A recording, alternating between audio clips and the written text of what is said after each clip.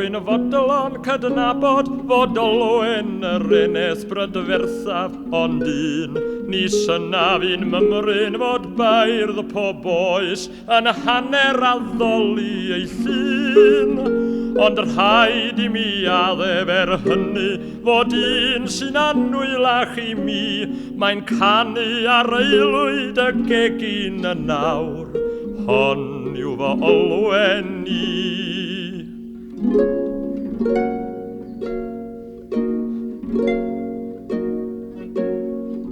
Mi o'n nad oes fflamgoch sy danau am wregis fan nwylid y wen, na chadwyn o berlau llais am ei gwddf, na choron o air ar ei ffen. Ond waith gen I ddim am hynny, y sioncaf o bawb ydyw hi, heb ffyrling o ddyled I neb drwy y byd.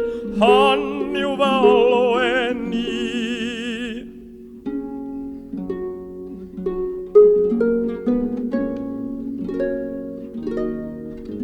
Fe all fod rhai gwynach I dwylo, fe all fod rhai sgawnach I troed, ond beth tas y dwylo fy nghariad mor wyn ac anemon I ffynon y coed.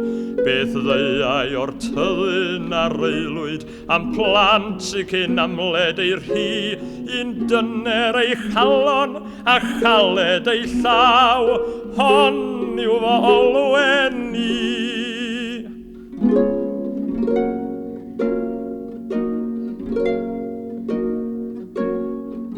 Pan glywais fod meillion yn tyfu, lle bynnag rai olwen y bardd, mi gerddais o amgylch fy nhyddyn glas, a dychwelais I rodio ngardd.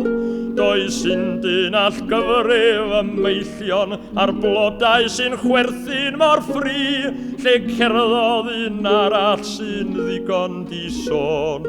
Hon yw fy olwen I.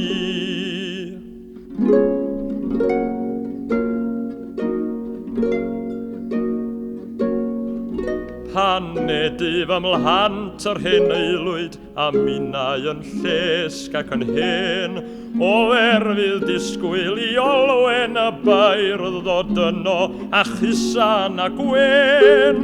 Ond mi wn a min fydd yn glynu tra croesaf y lli, hi fydd ar olaf I droi ei chefn.